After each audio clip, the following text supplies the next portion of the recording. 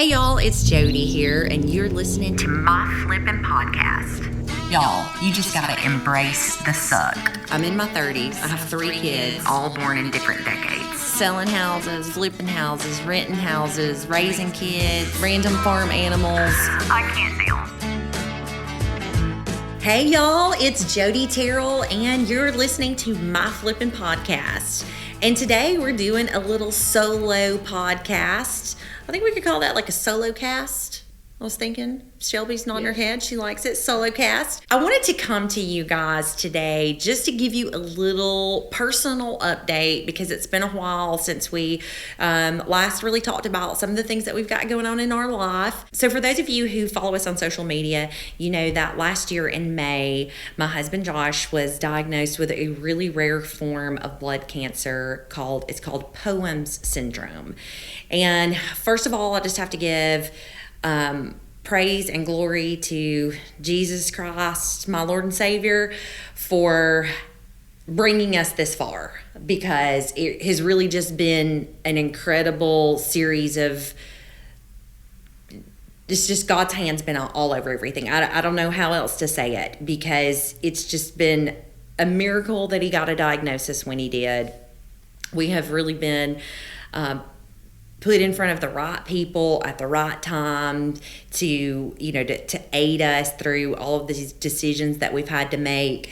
So starting, just to kind of back up for those of you who don't know, he was diagnosed in May of last year. We just kind of went through this series of trying to find out why he had sort of like sudden onset of neuropathy in his feet. And that led us to a wonderful podiatrist in Birmingham who really then referred us to an endocrinologist, and then that endocrinologist went above and beyond. And then we were able to get in with an oncologist in Georgia who was smart enough to know about this rare disease. I mean, there's less than 1,000 people in the United States who have this.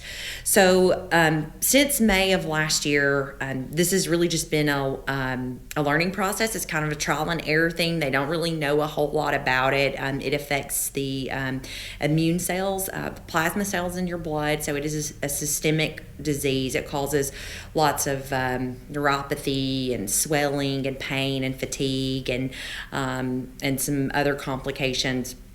And so they started him out. After the diagnosis, he went on chemotherapy, a low-dose chemotherapy with a high-dose steroid. And he did that for about 6 months, and he started feeling a lot better. I mean, it was really just miraculous. Every day I could tell that he was like starting to breathe again. I know that sounds crazy to describe it that way, but I think he was scared to get his hopes up that he was actually going to feel better, because he had been dealing with this pain and all of these issues for really had been almost 2 years by the time we got a diagnosis. And so we did that for a while, and then they wanted to step him down, because obviously you can't stay on chemo and steroids forever.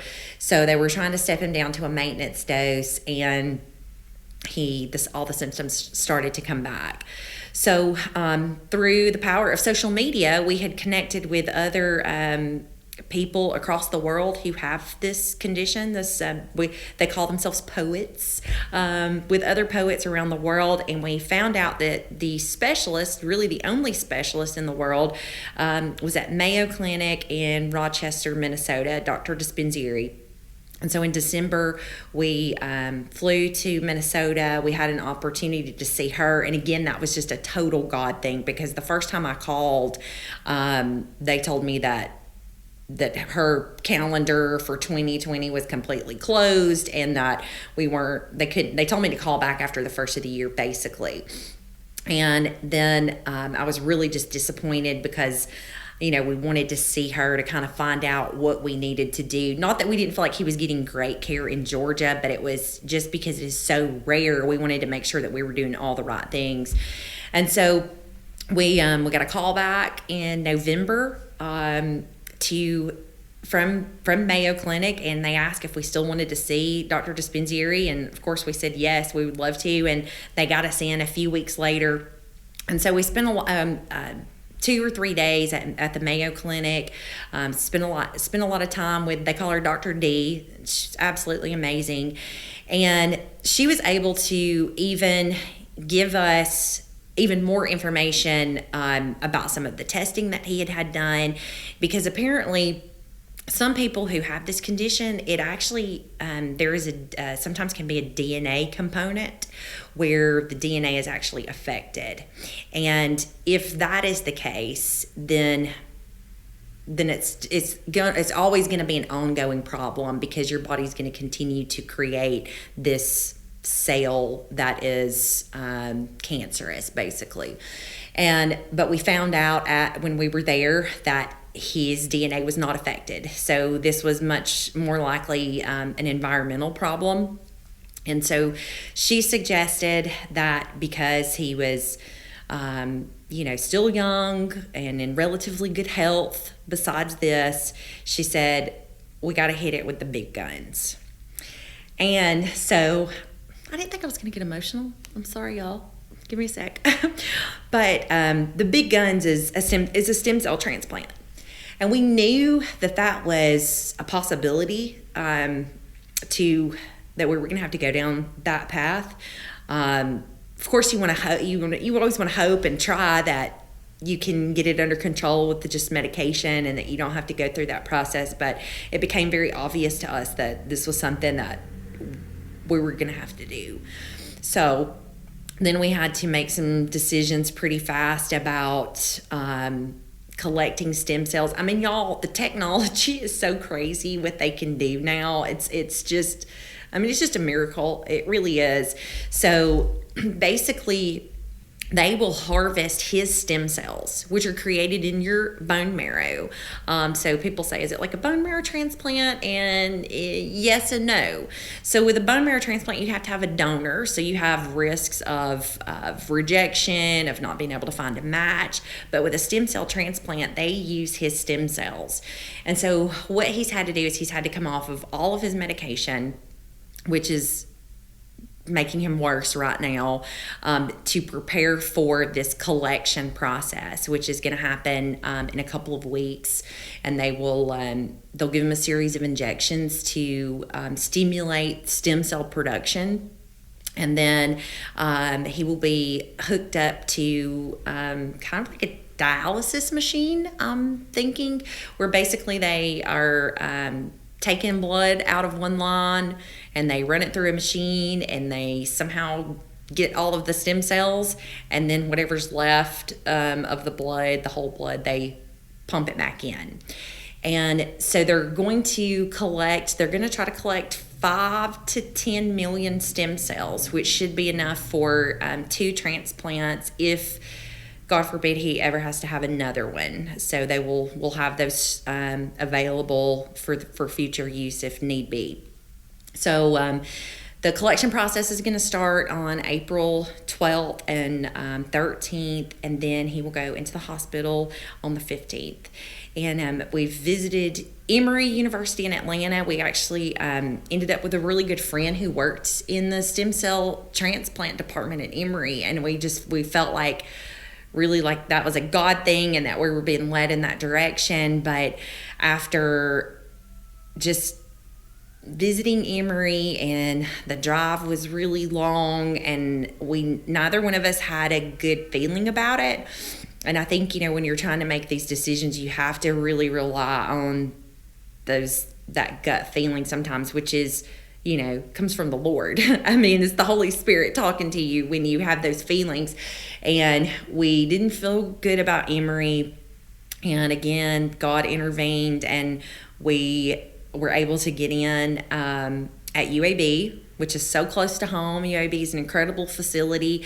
And we met with Dr. Costa, who worked at Mayo Clinic and knows Dr. Dispendiary. So it just felt like, like kind of meeting family, because that's how we feel about Dr. D.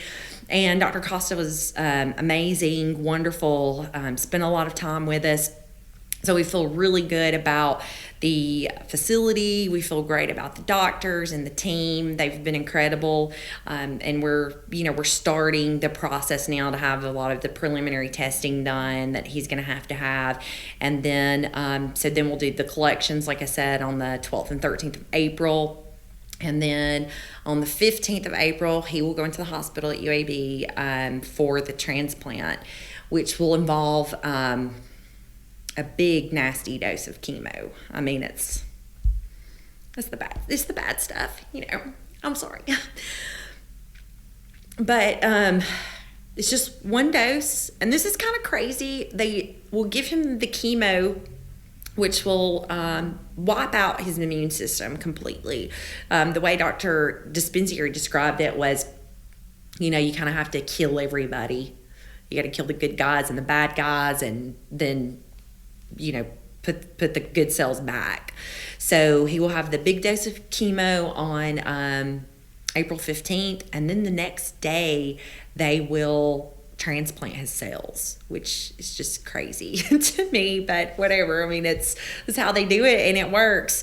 And then he'll be in the hospital for at least 2 weeks while his body recovers, and he's he has to have time to rebuild his immune system. And there's going to be some obviously some risks and some side effects and things that we're preparing for. So we're going to be a little out of pocket during that time, obviously, and appreciate all your prayers. Just that he doesn't get too sick. I'm worried about that. Pray for our boys. We're trying to get our oldest son home from overseas. I'm hoping that that's going to happen. We haven't seen him in almost 2 years, and I really just need some help. And so hopefully my son and daughter-in-law will be here in May is what we're praying for. And we actually found a little house for them that we're working on. We just like to add projects, in the middle of chaos. That's how I do things. So we're in the next 3 weeks before this, we have to finish 3 houses, and we have 2 more under contract, and baseball, and I'm planting flowers, zinnias, 3,000 sunflowers. Just come on, I can do it, right? It's fine. Everything's fine. Just pile it on. But I do it to myself, which is crazy. So I wanted to come to you guys, and because I've had a lot of people ask, how's Josh? How are things? And we're embracing the suck. You've heard me say that before, and that is where the saying comes from, a military term that means when you make a conscious decision to do something that you don't want to do, something that is going to be hard, but you have to do it because there's no other way forward.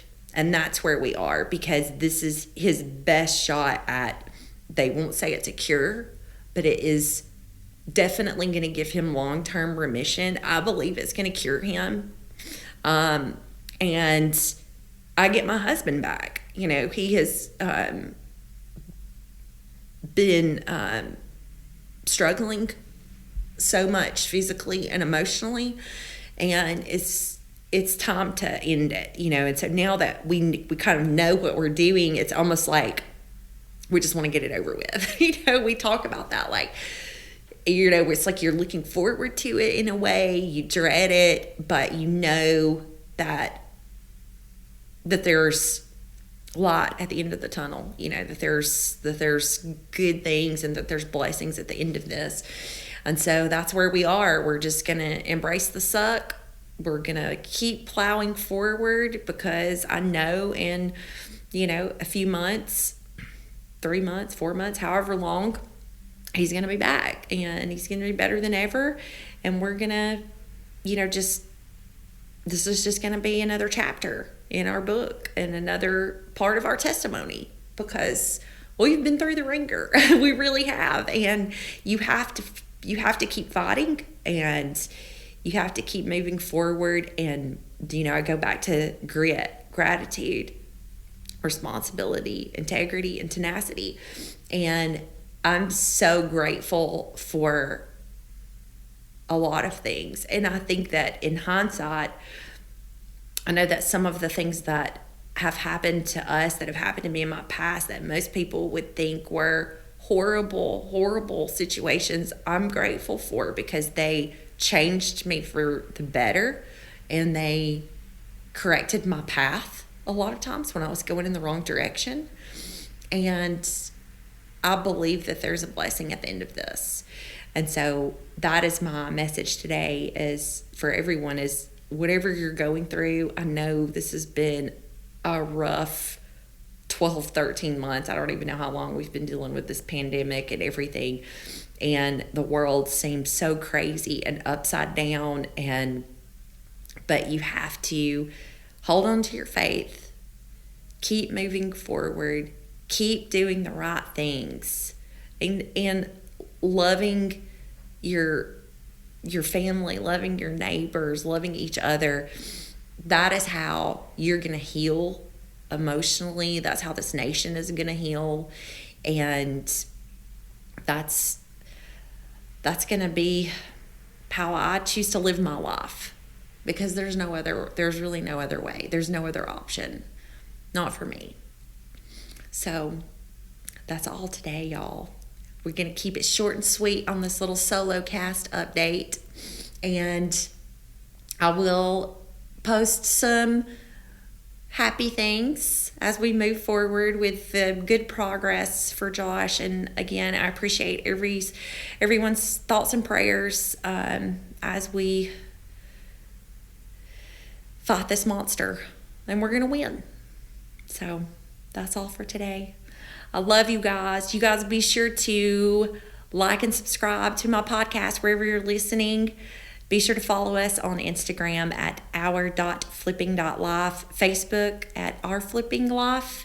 And of course, if you need any help with real estate, we're still here. I still got to feed my family, y'all. So don't forget, even though we're going through all this, don't think, oh, I don't want to bother her. Y'all bother me, okay? Like, we still got bills to pay. So if you need any type of real estate, I've got a great team. Even if I can't be there, somebody at J&G Real Estate Solutions will take care of you. So check us out online, jngrealestate.com. Until next time, you guys have a wonderful day. We'll talk to you later. Bye, y'all.